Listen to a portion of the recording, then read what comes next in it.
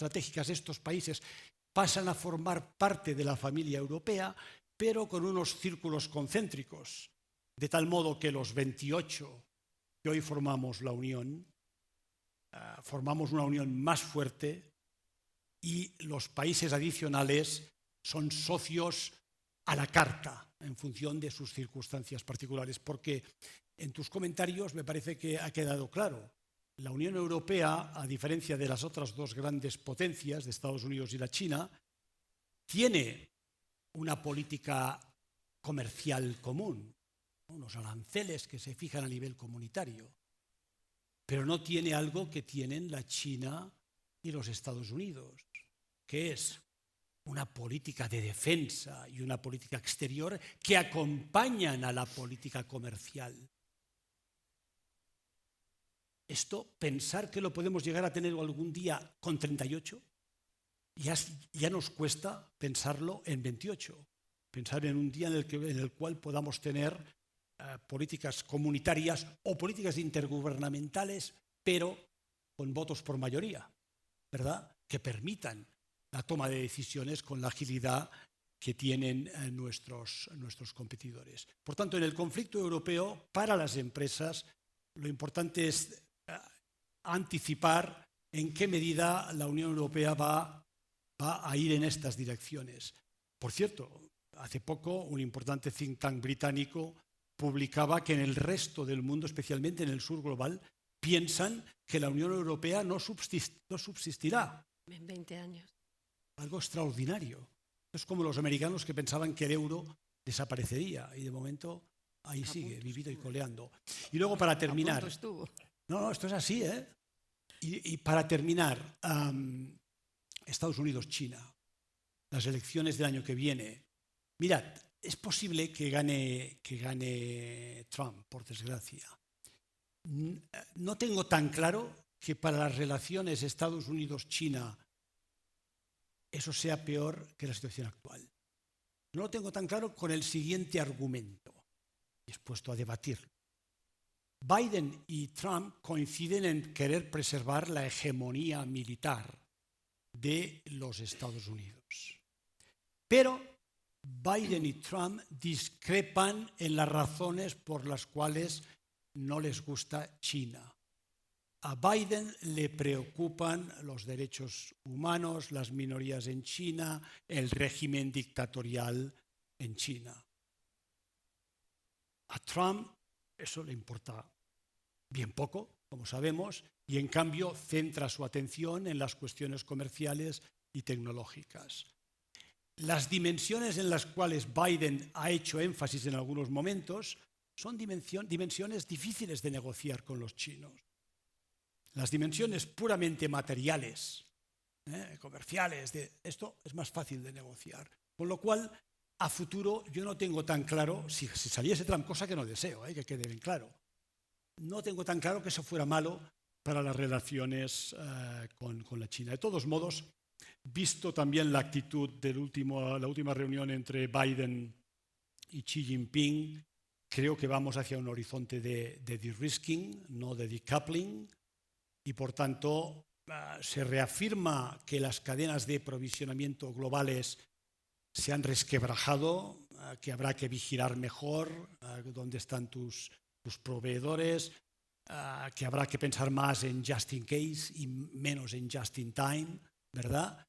Pero no vamos hacia una fragmentación total, por suerte, y algunos, a pesar de que la emoción domina la razón, yo creo que no hasta el extremo de volver a un mundo absolutamente fragmentado y absolutamente proteccionista. Bueno, Isabel, ¿cómo nos libramos del escorpión picándole a la rana? La verdad es que, bueno, primero agradecerte mucho la confianza de invitarme a esta mesa tan interesante. Creo que de los temas cruciales ahora mismo, hablando del sector empresarial, es el riesgo geopolítico, el que está en primera línea. Y la verdad es que se han dicho cosas tan interesantes que no sé qué más puedo añadir yo. Pero se me ocurre tomar la primera intervención que hacías tú cuando hablabas de un mapa de riesgos. Creo que esto va de riesgos, de riesgo geopolítico fundamentalmente. Es verdad que siempre ha habido riesgos y lo seguirá habiendo, pero a mí me parece que el riesgo geopolítico es el primero que tenemos que poner ahora de cara a organizar una estrategia empresarial. Y esto ha cambiado sustancialmente las cosas. El mapa de riesgos ha existido siempre, pero ahora tenemos que hacer frente a los riesgos, desde mi punto de vista, saliéndonos del enfoque de toda la vida, por muchas razones. Entre ellas, porque aunque se habla de que la globalización ya no existe, jamás habremos visto un mundo más interconectado desde el punto de vista de la economía y de los negocios y al mismo tiempo más fragmentado, tú lo comentabas, Jordi, que el que estamos viviendo ahora mismo desde el punto de vista político. Y entonces esto está haciendo que ese decoupling, ese de-risking, sea cada vez más complicado de hacer, porque la visión que tenemos que tener de los riesgos, y por esto es mucho más complicado el análisis que hay que hacer de ese mapa de riesgos a nivel empresarial, es que ya estamos, se ha dicho muchas veces, en la policrisis. Es que no podemos seguir analizando los riesgos como lo hacíamos hasta ahora, en la comisión de riesgos, en la comisión de auditoría, cada riesgo por separado, absolutamente en silos, porque ahora cada uno de los riesgos potencia al anterior. Y todo esto hace que el riesgo geopolítico se nos haya añadido on top of. ¿Por qué digo esto? Pues porque tú has comentado cómo este siglo XXI, yo lo llamaba el siglo de las disrupciones, casi de los tsunamis, porque en solo la primera década, hasta que llegamos al tsunami de Fukushima, habíamos pasado muchísimos tsunamis.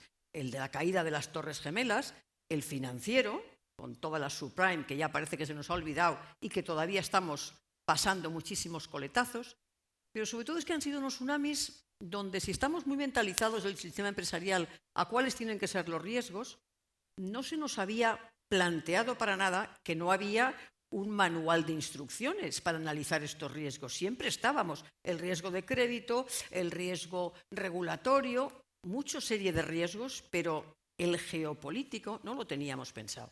Surge la pandemia y hay un antes y un después. Es la transformación digital lo más positivo. Ahí sí que no había reglas para salir adelante, pero salimos adelante.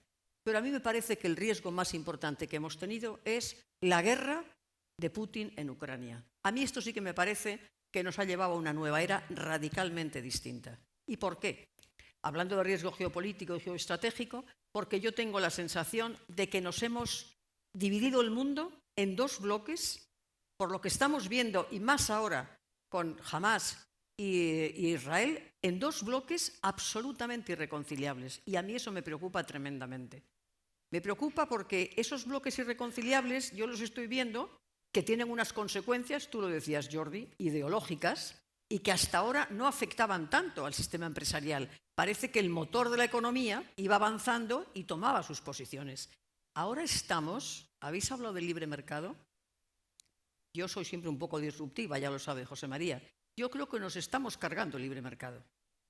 Las empresas ya no pueden invertir donde quieran.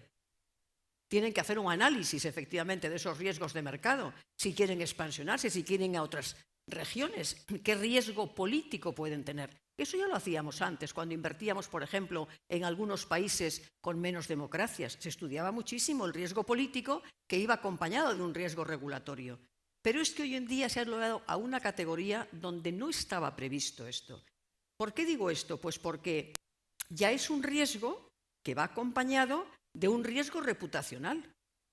Las empresas vamos a tener que construir una narrativa, hoy tanto se habla de la narrativa y del relato, una narrativa y un relato de por qué estábamos invertidas en tal sitio, pensado que ha pasado con Rusia, porque claro, yo por ejemplo, que me he dedicado muchísimo a la sostenibilidad, como sabéis, pues me he quedado muy sorprendida cuando los grandes fondos que se ponían exquisitos a la hora de exigirnos a otras compañías, como al sector financiero, que teníamos que ser muy rigurosos en los criterios ESG y en la metodología que aplicábamos, y se ponían, ya digo, estupendos, resulta que estaban súper invertidos en Rusia. Y yo digo, ¿y por qué estaban tan súper invertidos en Rusia si eran ellos tan verdes? ¿Por la parte de la E, del cambio climático? ¿Por la parte de la S, de los derechos humanos y la sostenibilidad? ¿O por la parte de la G, de la gobernanza en una autocracia como es Rusia? Entonces, esto ha aflorado en este momento determinado. Y os digo sinceramente que lo más grave es que no existe ya esa libertad de mercado. las consecuencias son tremendas, porque como es un mundo tan distinto y es un mundo tan complejo, en donde se juntan, tú lo decías, Jordi, las emociones, los sentimientos, estamos, yo creo, en una, ¿cómo diría yo?, como una nueva era dominada, yo no diría que por los populismos, pero sí por la polarización, y en donde los políticos, y permitidme que es que he sido cocinero antes que fraile, he estado 16 años en la política, jamás pensé que podrían llegar a tener el poder que tienen en este momento. Entonces se puede hablar de decoupling o del de-risking. Son todo bastante juegos florales, porque mientras hablan del de-risking y se reúnen en San Francisco o la semana pasada, claro, justo de lo que no han hablado es del tema que no les va a unir para nada, que es realmente todas las prohibiciones que ha establecido no solamente la Unión Europea, sino el propio Biden. Tú decías que a Biden le preocupan más los derechos humanos, no lo niego, que la parte económica. Yo no conozco que Trump en su época hubiera puesto una normativa como la que emitió este año, el 8 de agosto de este verano, el señor Biden, quitándole ya toda la posibilidad a las firmas, al venture capital, a las firmas de capital riesgo, que inviertan en Estados Unidos. En tecnología punta, evidentemente, pero es donde muchas firmas de capital riesgo estaban haciendo realmente su negocio y tenían un porcentaje muy elevado. La misma de microchips que tenemos en este momento tan importante para la inteligencia artificial, Nvidia, como lo queráis llamarlo, acaba de decir que va a tener un 22% de pérdidas el año que viene si deja de invertir en China. Y se ha puesto esta normativa. Es cierto que se está estudiando el impacto económico que puede tener también para esas empresas, sencillamente porque no se quiere dar acceso a todo lo que es la inteligencia, el conocimiento de los Estados Unidos en una tecnología punta. Es decir, estamos en una guerra mucho más dura para mí que la Guerra Fría de quién va a controlar las fuerzas. Tú hablabas de seguridad y es clave. ¿Quién va a tener la seguridad? Con la crisis financiera que tuvimos en el 2006, aprendimos, también las entidades financieras, a hablar de seguridad, que hasta entonces no se nos había ocurrido. La liquidez era entonces la clave, ahora es la seguridad. Y para garantizar esa seguridad, en este momento se están defendiendo unos y otros pues con normativas de prohibición. La Unión Europea cada día hace más incursiones, también prohibiendo inversiones en Estados Unidos, inversiones en China, o por otra parte estamos viendo todas las sanciones que se están poniendo a Rusia, yo creo con bastante poco efecto. La última, hasta los diamantes quieren prohibir, ¿no? Entonces, el resumen que yo haría es que en este momento hay, desde luego, un riesgo geoestratégico que está obligando fundamentalmente a las compañías a tomar una acción muy determinada, a pensar, se suele decir muchas veces, fuera de la caja, a mirar los riesgos de una forma completamente distinta, a ser muy atrevidos y muy arriesgados con los escenarios que se plantean, a plantearse escenarios de estrés test bastante cambiantes. Hay que ajustar las estrategias, no voy a decir cada cuarto de hora, pero desde luego no se hacen estrategias ya a 3 años vista. Hay que plantear ajustes continuamente y esto antes no pasaba. Entonces, por concluir un poco todo este planteamiento, yo creo que también desde las empresas lo que hay que hacer ahora es mirar el nuevo liderazgo que tienen que tener los consejeros delegados. Si os dais cuenta, ya para enero del 23, porque ya estábamos viviendo la crisis de Ucrania, había más de 170 consejeros delegados de grandes empresas a nivel mundial que habían sido cesados, que habían desaparecido. He de decir, para nuestra tranquilidad, que habían ascendido como un 30% más de mujeres, lo cual no está mal. Pero es que esa situación en este momento de cuestionar a los CEOs, ya no digo solamente el show que hemos visto ayer y antes de ayer con la empresa que más potencial tiene en inteligencia artificial generativa, como es echar al fundador para luego repescarle. Se va a hacer una investigación de qué es lo que ha pasado ahí. Lo que ha pasado ahí, estamos controlando las fuerzas, la energía, quién va a tener el poder energético, quién va a controlar las fuerzas renovables, todo este tema de los chips que tú has dicho, quién va a adelantarse más, sobre todo en la tecnología generativa. Y eso es lo que estamos viviendo en este momento. Este riesgo, que es geoestratégico, exige un examen, también desde los consejos de administración, de si tenemos el consejero delegado y si tenemos realmente el comité de dirección más adecuado. Ya no valen, no sé dónde leía yo esta mañana, lo que se llamaban antes los consejeros invisibles, esos que se ponen un poquito de canto y que no se pronuncian. Digo que ahora van a tener hasta que pronunciarse, no solamente con los stakeholders, con los shareholders, con los propios empleados.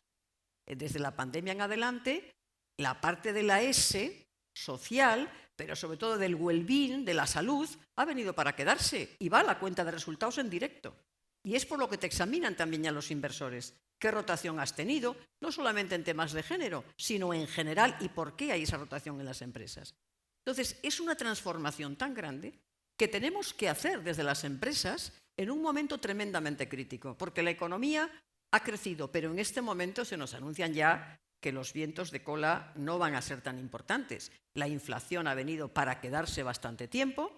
Parece que los bancos centrales no quisieron enterarse. Algunos, como el de Brasil, se enteró mucho antes y le ha ido muchísimo mejor. Y como todos estos son riesgos, hay que añadir el de la inteligencia artificial, que ese será para otro seminario seguramente, porque tiene muchísimos riesgos. Pero quiero terminar diciendo que efectivamente se necesitan también unos consejos de administración. Se están creando muchísimos consejos asesores para atraer mucha gente de fuera.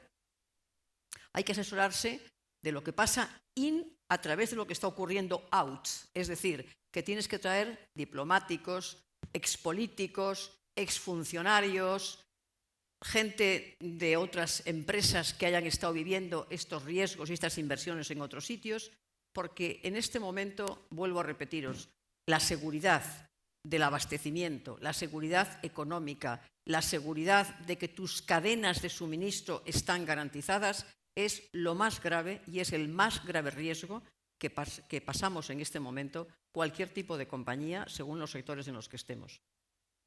Muy bien, pues lamentablemente no podemos pasar del aperitivo. Esto nos daría para muchísimas más conversaciones y no es más que el inicio de una larga conversación que seguiremos analizando todos estos temas. Espero que no dentro de mucho tiempo. Agradeceros a todos la atención y en particular a los tres ponentes. Un gran aplauso. Muchas gracias.